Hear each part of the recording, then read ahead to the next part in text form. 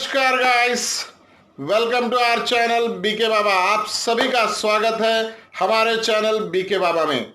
जैसा कि मैंने आपको लास्ट टाइम प्रॉमिस किया था कि हम कुछ एक्साइटिंग चीजें लाने वाले हैं हमारे वीडियोस में, तो मैं आपके सामने तैयार हूं उस एक्साइटिंग चीज को लेकर।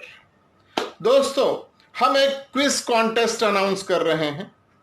इसके क्वेश्चंस आपको 3 वीडियोस में डिवाइड करके दिए जाएंगे। आप सभी को इसका आंसर कमेंट बॉक्स में देना है। जिस किसी का आंसर मैक्सिमम आएगा उसका चिट निकाला जाएगा और उसे एक्साइटिंग प्राइज दिया जाएगा। दोस्तों, यह क्वेश्चन हम वीडियो के दौरान कभी भी पूछ सकते हैं, तो इसके लिए आपको मेरा वीडियो पूरा देखना होगा। सो माय डियर स्टूडेंट, इस एक्साइटिंग चीज के लिए आप हमारा चैनल सब्सक्राइब करें, कमेंट करें, लाइक करें और बेल आइकन प्रेस करें। मानुस वार्य आणि मंडला वार्य। तो दोस्तों, आज हम वीडियो में दिखाने वाले हैं एडजस्टमेंट रिलेटेड टू असेट्स। तो चलिए देखते हैं एडजस्टमेंट रिलेटेड टू असेट्स।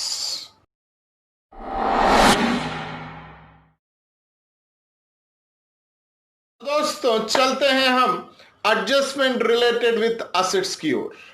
जैसा कि मैंने आपको लास्ट वीडियो में बताया था कि अगर किसी भी अकाउंट का नाम एडजस्टमेंट में आता है जो ट्रायल बैलेंस में दिया गया है, तो इसमें या तो हम ऐड करते हैं या हम लेस करते हैं। आइए देखते हैं इस तरह के एडजस्टमेंट्स। दोस्तों, आप तैयार हैं? पहला एडजस्टमेंट इसके लिए रिलेटेड में है डेप्रिशिएशन ऑन असेट्स। जी हां दोस्तों, अब मैं आपको और एक मंत्र देता हूं। जब भी आपके सामने एडजस्टमेंट प्रेजेंट किया जाए, उसका अर्थ समझने की कोशिश करें। अर्थ में ही सारे इफेक्ट्स आपको पता चल जाएंगे। जैसे कि मैंने इस एडजस्टमेंट में कहा है डेप्रिशिएशन ऑन असेट। म्हणजे काय सर? म्हणजे काय नाही। डेप्रिशिएशन का मतलब होता है कम करना, और असेट्स को कम करना। यह एडजस्टमेंट आपको बता रहा है माय डियर फ्रेंड। जी हां, सावधानी हटी दुर्घटना घटी। तो संभालिए अपने आप को, सावधान रहिए और एडजस्टमेंट का अर्थ समझने की कोशिश करिए। एडजस्टमेंट आपको बताना चाहता है कि आपको असेट्स की वैल्यू कम करनी है। जी हां दोस्तों, अगर आपको असेट्स की वैल्यू कम करनी है तो असेट से क्या करना होगा? माइनस करना होगा। परफेक्ट। और जब भी कभी आपका असेट्स कम होता है तो ये आपके लिए नुकसान वाली बात है। जी हां दोस्तों, लॉस है ये आपका। तो क्या आपको लगता है कि आपके दोनों इफेक्ट तैयार हो गए हैं? जस्ट दिमाग पे जोर डालिए। जी हां दोस्तों, लॉस का मतलब प्रॉफिट एंड लॉस अकाउंट के debit side and less from asset. जी, आप चेक करेंगे कि हमने दोनों इफेक्ट दिए या नहीं दिए। P and L account debit side यानी डेबिट इफेक्ट दे दिया। अब आते हैं लेस फ्रॉम असेट्स के बारे में सोचने के लिए। असेट्स कहां पाया जाता है? अफ्रीका के जंगलों में? नन्ना, असेट्स बैलेंस शीट के डेबिट साइड में पाया जाता है। जी हां, डेबिट से लेस करना यानी कौन सा effect? Credit effect my dear friend. So हमने क्रेडिट इफेक्ट दे दिया, हमने डेबिट इफेक्ट दे दिया, हमारा एडजस्टमेंट करेक्ट।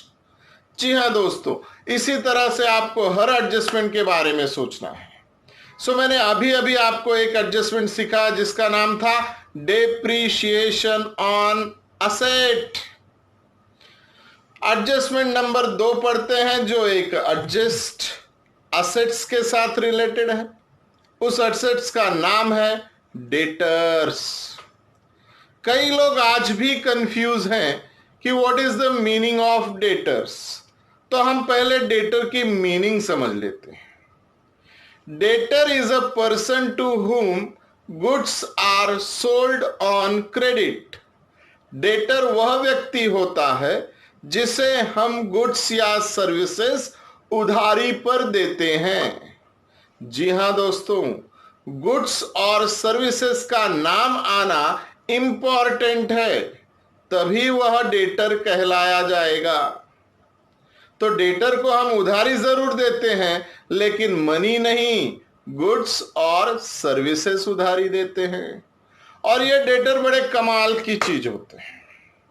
ये कभी कभी हमारा पैसा डुबा देते हैं, कभी कभी ये हमें पैसा जल्दी भी दे देते हैं। तो डेटर के ऊपर कई सारे एडजस्टमेंट आपको फाइनल अकाउंट में देखने के लिए मिल सकते हैं। तो हम डेटर पे आज कॉन्सेंट्रेट हो जाते हैं। सबसे पहला एडजस्टमेंट डेटर से रिलेटेड है अनरिकॉर्डेड क्रेडिट सेल्स। जी हां दोस्तों, समझिए, मीनिंग समझिए मैंने क्या कहा। अनरिकॉर्डेड क्रेडिट सेल्स, ऐसे सेल्स जो हमने उधारी पे दिए हैं और रिकॉर्ड नहीं हुए। अब हमें रेक्टिफिकेशन करना है दोस्तों। तो जब हम रिकॉर्ड करने जाएंगे तो सेल्स बढ़ेगा या कम होगा? जी हां, इशारे समझिएगा। हाँ, वो वाले इशारे नहीं। यहां पर हम क्या कह रहे हैं आपसे, बढ़ेगा या कम होगा? तो सेल्स बढ़ेगा। What about debtors? आपने उधारी पर गुड्स बेचा है, तो क्या डेटर बढ़ेंगे या कम होंगे? नहीं सर, डेटर भी बढ़ेंगे। अब बहुत सारे बच्चे इसमें कंफ्यूजन क्रिएट कर लेते हैं। कैसे सर? सर सेल्स भी बढ़ रहा है, डेटर भी बढ़ रहा है, क्या हमारा डेबिट और क्रेडिट इफेक्ट हो रहा है? तो चेक करिए माय डियर फ्रेंड्स, सेल्स कहां पाया जाता है? सर जी, ट्रेडिंग अकाउंट के क्रेडिट साइड में। और क्रेडिट में ऐड करना मतलब कौन सा effect? Sir credit effect. Debtor कहां पाया जाता है? सर बैलेंस शीट के डेबिट साइड में। डेबिट साइड में ऐड करना कौन सा इफेक्ट? सर जी डेबिट इफेक्ट। जी हां दोस्तों, मजाक मजाक में आपने इफेक्ट भी चेक कर लिए। आपको कॉन्फिडेंस आ गया कि हमारा जो इफेक्ट है वो बिल्कुल सही जा रहा है। यस माय डियर, इस डेबिट क्रेडिट के ऊपर ही सारा गेम निर्भर करता है। तो बैलेंस शीट को टैली करना है तो जितना डेबिट उतना क्रेडिट, ये मंत्र हमेशा याद रखिएगा आप। क्लियर? बढ़ते हैं डेटर से रिलेटेड और एक एडजस्टमेंट पे। अब डेटर कहता है बैड डेट्स। जी हां दोस्तों, पता है आपको क्या है बैड डेट्स? जी, कुछ बच्चे हमसे कहते हैं हाँ सर, बैड डेट वह पैसा होता है जिसे तैरना नहीं आता। हमने कहा है पैसा कभी तैरता भी है?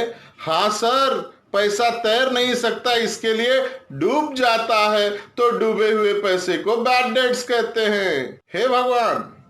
जी हां, पैसे को तैरना नहीं आता, लेकिन पैसा डूबने का अर्थ ये है कि हमें पैसा वापस नहीं मिलने वाला। उसे हम बैड डेट्स कहते हैं। An amount which is irrecoverable from debtor is called bad debts. जी डियर, सो बैड डेट्स हमारा एक नुकसान होता है और हमें कई बार एडजस्टमेंट में इस तरह से पूछा जाता है, further bad debts on debtor. अब इसके बारे में आप एडजस्टमेंट क्या कर सकते हैं? सोचिए, आप सही सोच रहे हैं। नुकसान P&L अकाउंट, डेबिट साइड, एकदम करेक्ट। दूसरा इफेक्ट, आपका डेटर बढ़ा कि कम हुआ?